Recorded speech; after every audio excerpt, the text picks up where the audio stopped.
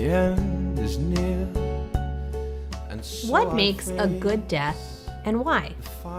Perhaps a good death is relatively painless and adequately prepared for, coming after a long, well-lived life, surrounded by loved ones who are ready to complete the rituals required to usher us to the hereafter. But of course, not everyone is lucky enough to experience such a good death. Some die suddenly in great pain or fear with unfinished business. Some die under mysterious circumstances, leaving no physical body for the family to mourn. Some may die naturally, but familiar death rites are forbidden. In such inauspicious or bad death, survivors are unable to carry out appropriate rituals of disposal and mourning. Instead, they're left in despair at the circumstances of the loss and separation they have experienced. A bad death may come due to individual misfortune, or it may befall huge numbers of people during a natural disaster or an episode of political violence. Many cultures have beliefs about what happens to those who have suffered bad deaths and their descendants. Spirits may be stuck in an indeterminate liminal phase, unable to rest in peace as ghosts.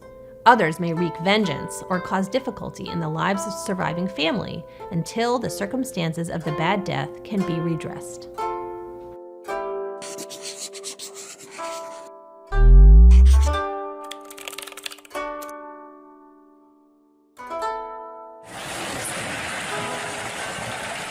In 2011, a massive earthquake off the shores of Tohoku triggered a tsunami that took over 15,000 lives. In the months following, survivors frequently encountered ghosts of the dead. Today, 5 years on, the 16,000 people who died and another 3,000 people whose bodies have not been found continue to haunt some of the survivors. Hiroshi Ichikawa is a taxi driver in the city of Sendai who helped recover bodies from the wreckage. Ever since then, he says he's been visited by the ghosts of the victims. When night falls and the light has vanished, there are ghosts wandering around this area. The Japanese believe that the souls of the deceased will not find peace until their bodies are cremated and put to rest in the family grave. The grave works like a gate. It lets the deceased go from paradise and return to earth during the Oban, the Festival of the Dead in August. The dead take care of the living take care of the dead. Yet if, for whatever reason, the rituals are not fulfilled, the ghosts float between worlds. Sometimes anger keeps them here, sometimes it's love. They cannot find peace.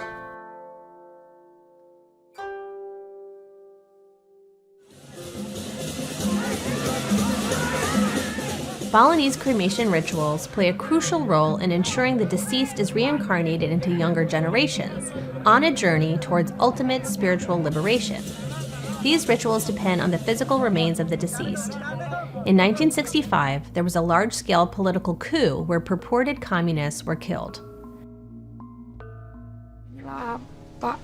Bapak PKI gitu, keliling diarak, keliling alun-alun, banyak warga yang melihat, tapi tidak berani, hanya menangis. Akhirnya saat itulah bapak saya dibawa, dan untuk terakhir kalinya kita tahu juga gitu, kalau dia itu sudah meninggal. During this violence, some alleged communists were disappeared or murdered, and their bodies never found. Meanwhile, public mourning and funerary rituals, even for those families who had the bodies of their loved ones, were sanctioned by the New Order state, who demonized the victims as dangerous criminals who deserved their fate. This compounded the trauma of losing a family member to violence and had lasting repercussions for descendants.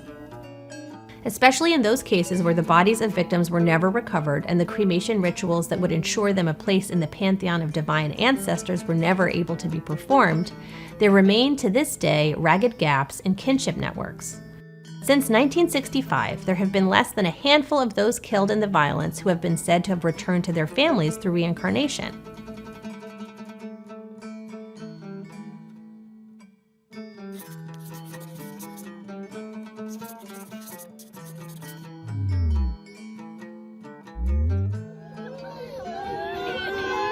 How would you react if you learned a loved one has died? What is appropriate behavior at a funeral and why? It is only the women who take on the taboos and sing at funerals. They come to the front of the house and sing. The daughters dance. Men have to make room for them. Men's hearts feel sad too. They loved him very much, but they cannot mourn him with the songs as the women do. From the time of death, the dead man's mother guards the body. During this time, she must wear her hair loose and falling down. It is taboo for her to go outside. She is confined to the house like the dead man.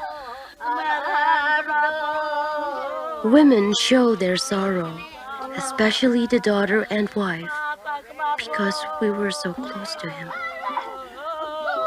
We used to laugh and talk with him, to sit beside him.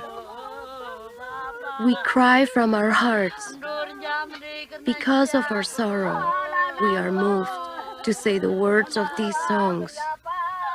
Our hearts are heavy with death.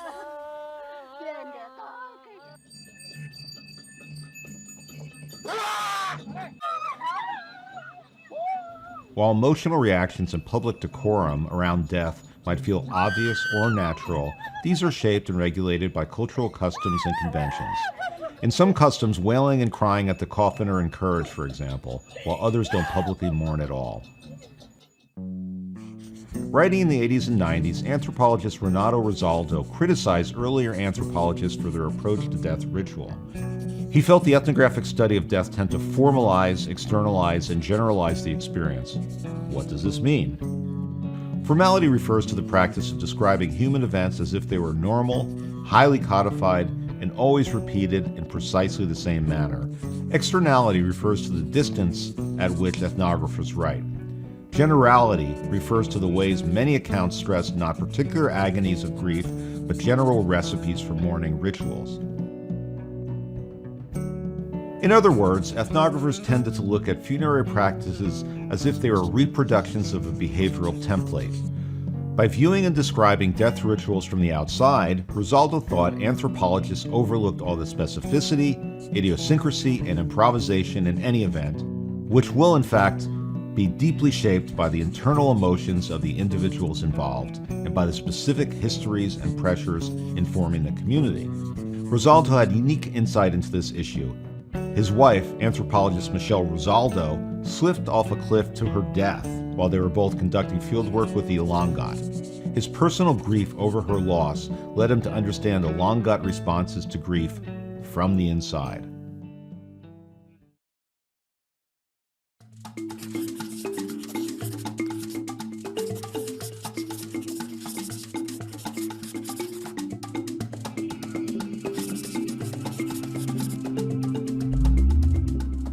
Changes in societal circumstances can impact death rituals. Public health crises and major historical events have wrought change in funerary practice. Across the globe over the past 2 years, cultures and communities have had to adapt their death rituals as COVID-19 raged. Some in the United States watched helplessly as infected family members died alone with only a healthcare worker by their side.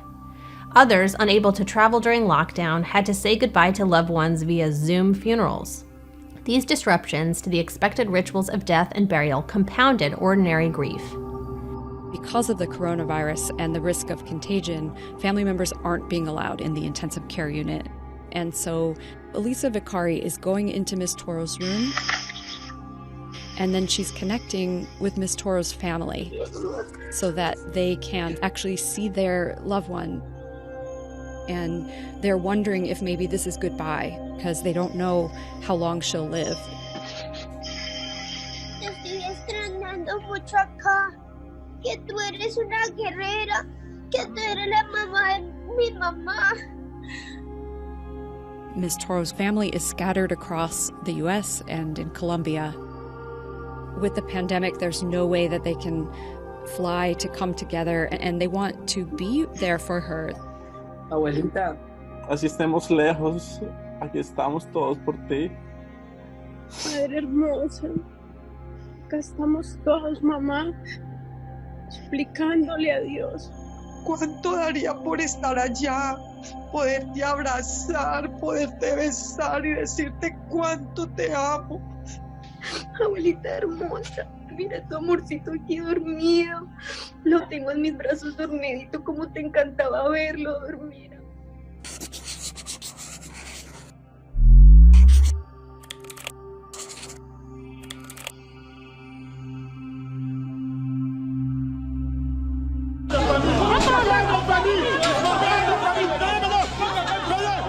In Cameroon, public health officials require COVID-19 patients to be buried in city cemeteries without funeral rites.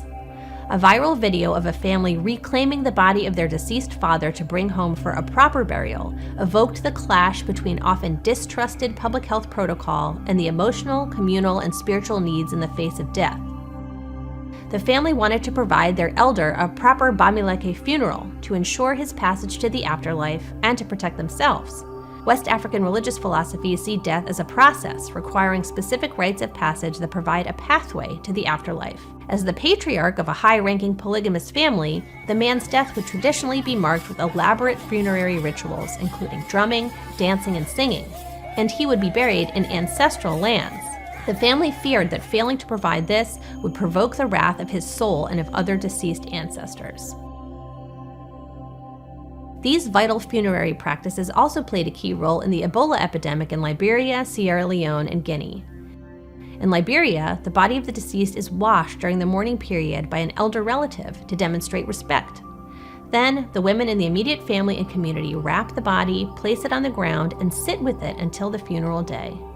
During these mourning vigils, the forehead of the deceased is often touched or kissed by family members as a sign of respect. Tragically, this practice led to many family members to contract the deadly disease from the corpse, contributing to the outbreak and inciting conflict with medical workers who, with an eye towards public health, demanded contact-free burial.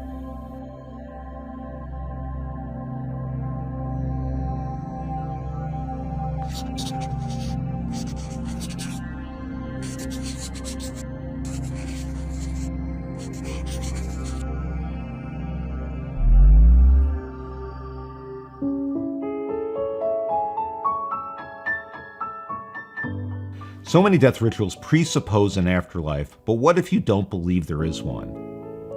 Is there a need for death rituals if you believe it is not a passage into the hereafter, but a definitive end? Changes in or absences of spiritual beliefs influence the rituals and symbols of death, but similarities remain. The ways humans make sense of death are always deeply entangled with the questions of how they live. The work of the creative imagination works to transform death into a celebratory assertion of continuities of one kind or another. Such continuities are often conceived through the imagery of rebirth, regeneration, and reincarnation. These are powerful planks on which the experience and sense-making of death have been built. Those who don't believe in life after death can still depart with a sense of continuity and environmental regenerations by choosing a green burial. Or, those planning for their death can take pre-mortem control over their assets and remain to ensure that these are giving after they are gone, becoming an organ donor, donating their body to science, or creating a living will. Death doulas, like birth doulas, can help individuals make big decisions about how they might take control over their death and even accompany them as they pass. Increasingly, individuals and families have sought to take further control over the trajectory of their own death by planning or advocating for the right to die with dignity through assisted or planned suicide. Others have sought to postpone an encounter with death by having their bodies cryogenically frozen. The boundaries which divide life from death are at best shadowy and vague. Who shall say where the one ends and where the other begins? While the anthropological study of death has largely focused on public and communal rites, which reflect and create cultural values, rituals do not and cannot contain all the complex processes of bereavement. Just as death is a process of change from one state to another, so does bereavement and other processes of adjustment and management of the loss of an individual continue long after a loved one is gone. And just as the body is at once social and individual, so will processes of mourning and reckoning be both collective and highly individual. If death is an ending, it also gives rise to an excess, leaving a cascade of emotion and meaningful cultural practice in its wake. Thanks for watching. I hope you enjoyed this video. If you want to learn more about the study of rites and passages, here are some useful resources in the description below. Don't forget to like and subscribe to get your regular dose of AnthroDorphins.